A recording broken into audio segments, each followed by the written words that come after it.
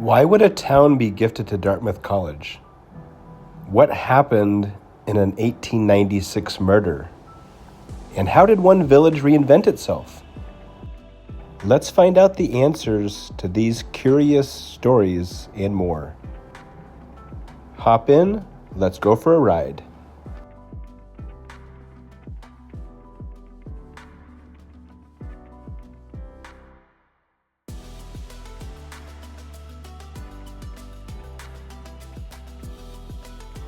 Welcome to Albany, Vermont, which was chartered on October 16, 1780, when this land was still wilderness and the Revolution was still being fought.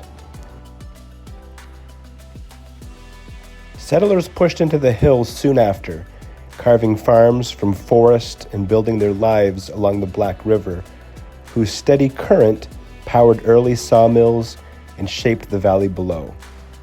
By the 1830s, sheep covered these hills during Vermont's great wool boom. When that faded, dairy farms took root, and the rhythm of the town settled into something quieter, but no less determined.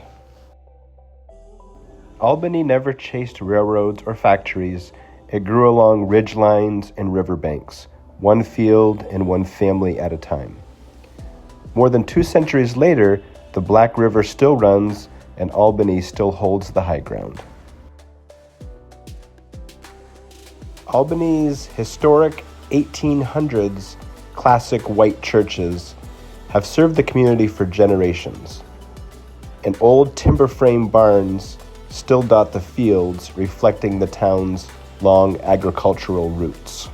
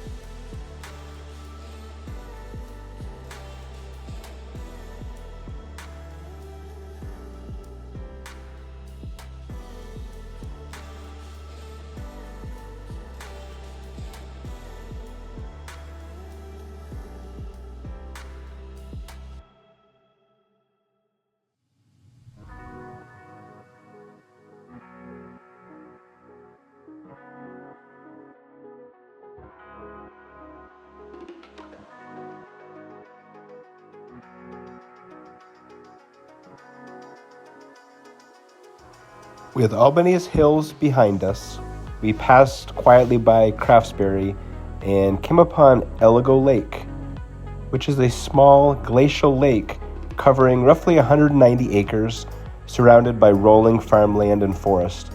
It has long been a local spot for fishing, paddling, and summer cottages.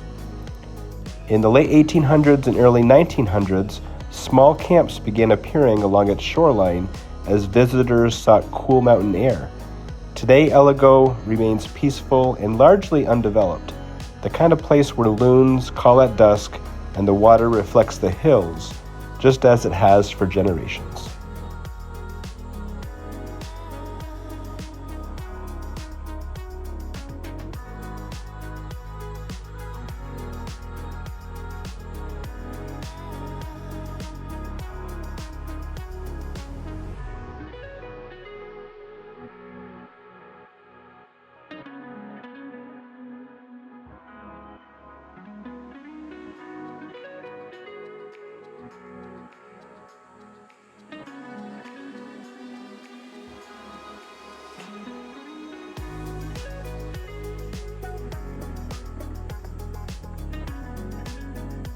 Following the valley south, it opened up into the Lamoille River Valley and the Lamoille River, in a town that learned to build on a much bigger scale, Hardwick.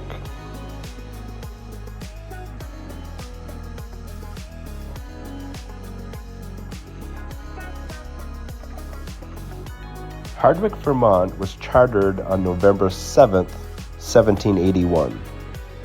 And by the early 1800s, mills lined the Lamoille River and a village took shape around water power and grit.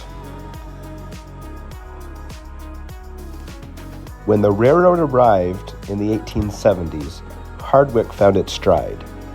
While nearby Woodbury quarried the granite, Hardwick became a major granite finishing and shipping center. By the early 20th century, companies like Woodbury Granite Company were sending massive stone blocks from this valley to cities across America. Rail cars rolled out heavy. The town thrived. But when the granite industry faded in the mid-1900s, Hardwick had to adapt. And it did. In the early 2000s, the town gained national attention for a new identity, a hub of local agriculture, food producers, and farm-based entrepreneurship. Old buildings filled again, fields mattered again. Hardwick didn't abandon its past, it reshaped it. From stone to soil, this is a town that knows how to build twice.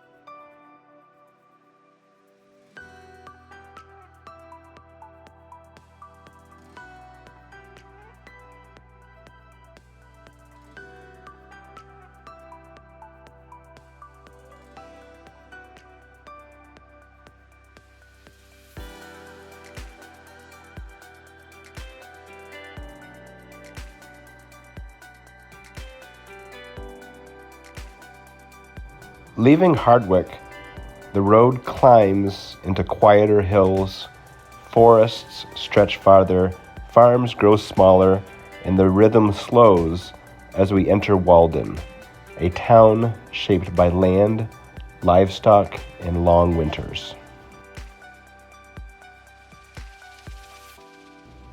Walden was also chartered in 1781. Settlers slowly carved farms from the forested hills, and they built a quiet, resilient community where the rural nature mattered and shaped everyday life. By the mid-1800s, sheep grazed the ridgelines during Vermont's wool boom, and small sawmills tapped the surrounding timber. While other towns industrialized, Walden remained rural. Its scattered villages, including South Walden and East Walden, centers of farm life and neighborly connection. In the late 19th century, the Lamoille Valley Railroad passed nearby, linking the town to the wider region and bringing goods, news, and visitors. Today, the old corridor lives on as part of the Lamoille Valley Rail Trail, a path that preserves the history while inviting new generations to explore. Walden never grew large, but it endured, a town shaped by the land, the seasons, and the quiet determination that still echoes in its hills.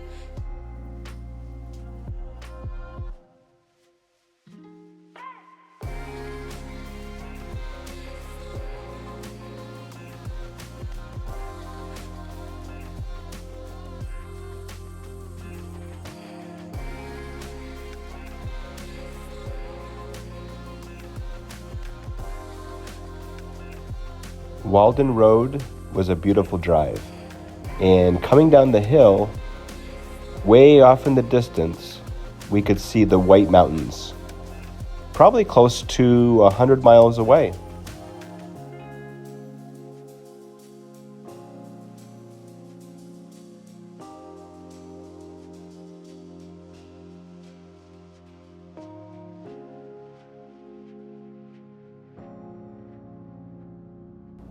It was coming down this hill where Nicole found her inspiration. It was this red barn standing alone in a field of white with the White Mountains off in the distance.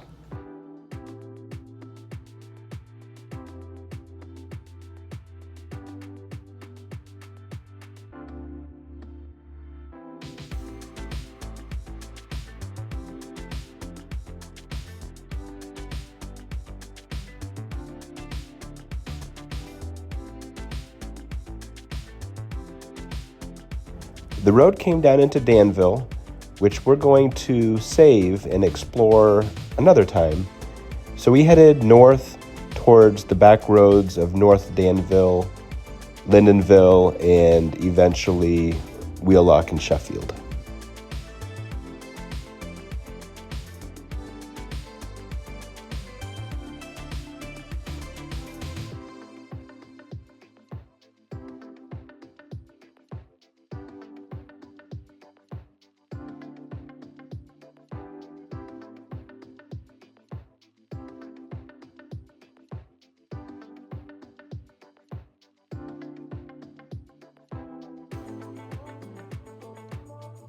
We passed through the small village of North Danville, which is within the town of Danville, and it was chartered in 1786. It's centered around its church, homes, and crossroads. The village reflects the steady rural character of the area. One thing North Danville and Danville is known for is its back roads, and they have a lot of them.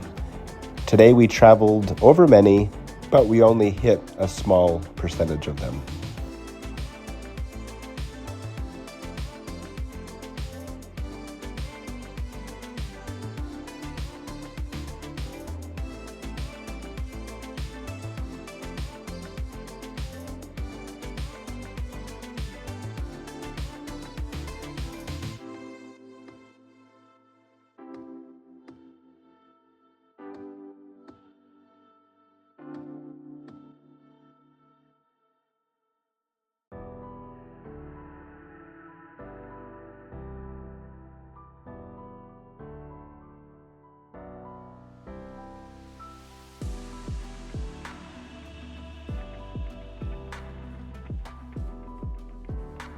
In Vermont, it's not often that you see this many deer in one location.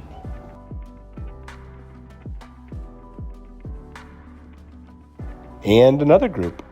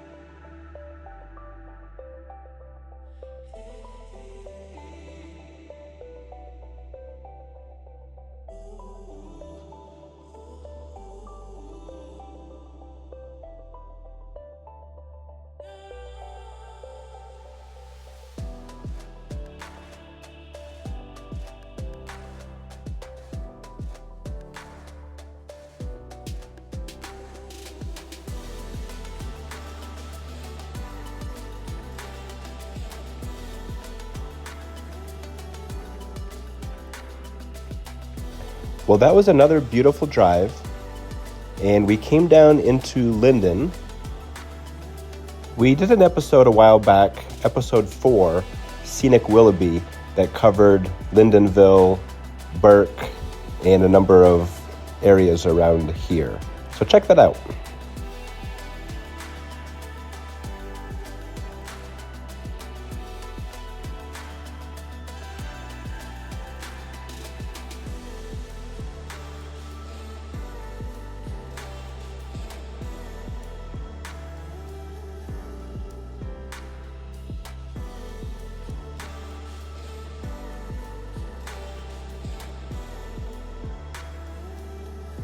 Route 122 twists and turns along Miller's Run, making its way towards the town of Wheelock. A town where college land meets rugged farmland and where history has a darker edge.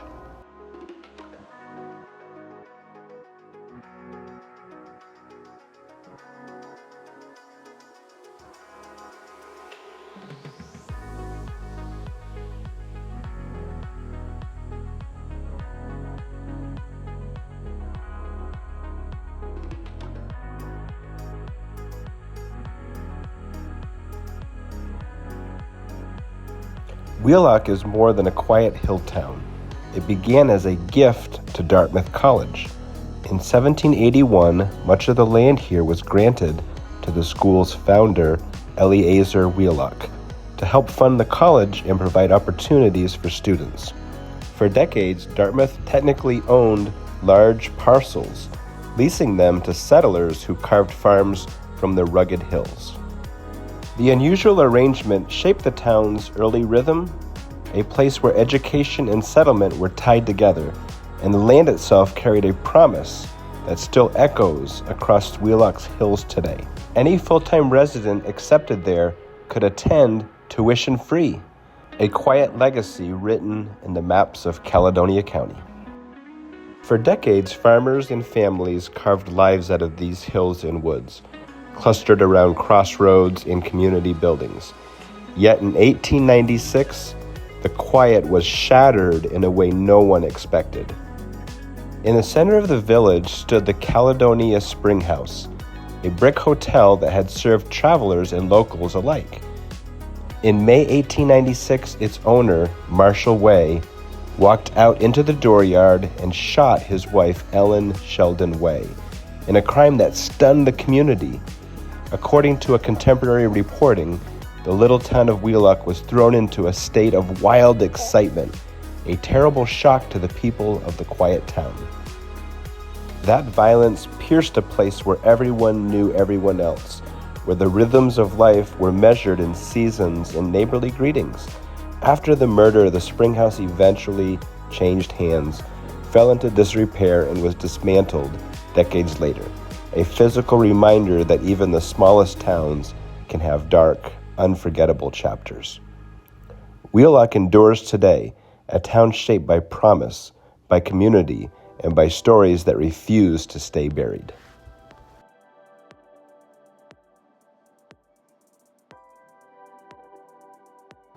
I just wanted to check on Nicole before we headed into the town of Sheffield.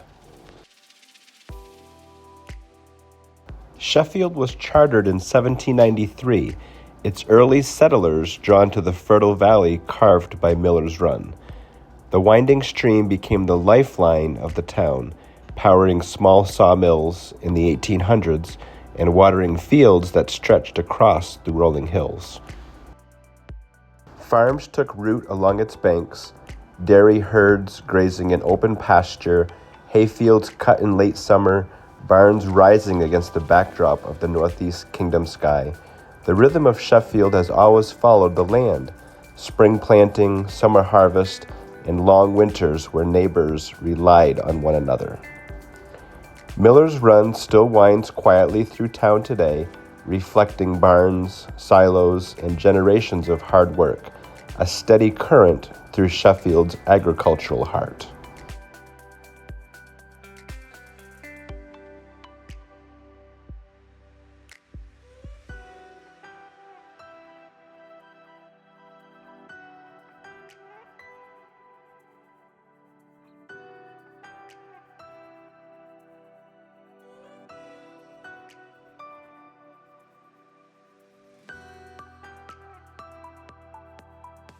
We headed back to Lyndonville and then wanted to finish our day by driving up over Stannard Mountain.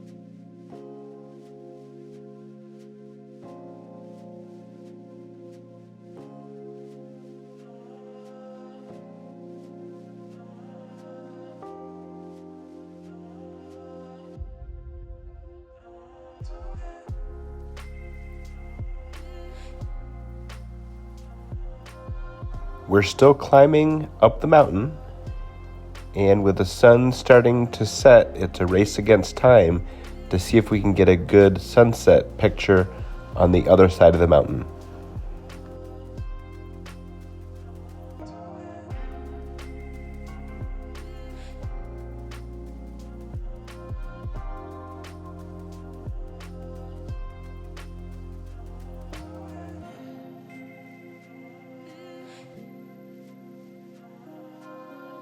It looks like we're going to get some sort of sunset view.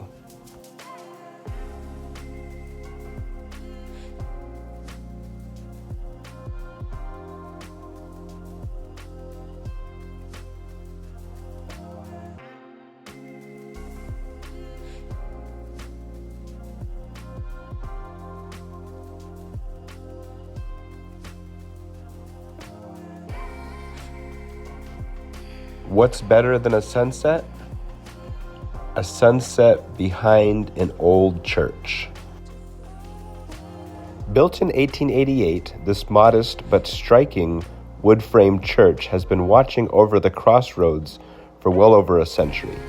With its clapboard siding, granite foundation, and Gothic arched windows, it's small-town Vermont architecture at its most honest. The square corner tower rises in stages, ending in a belfry topped with a pyramidal roof patterned in colorful slate, subtle but proud. Inside, time mostly stopped. The interior remains nearly unchanged since the day it was built, making it one of the best preserved pieces of Stannard's past. The land was donated by a local resident with one simple condition: the church must host at least one religious service every year. That promise still holds today, now folded into Stannard's annual Old Home Day, a tradition that turns history into a living gathering. In a town with only 2 public buildings, the Stannard Church isn't a landmark, it's the heart.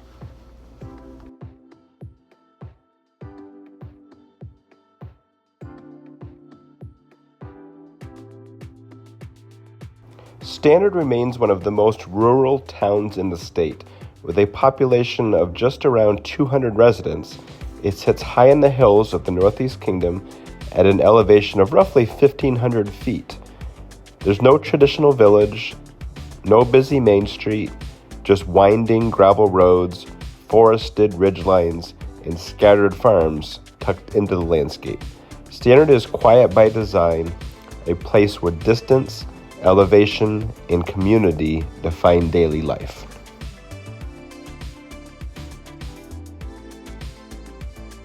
Well, that sunset with the Stannard Church was spectacular, and it was a close second. But here is the final painting reveal of the red barn with the white mountains in the background.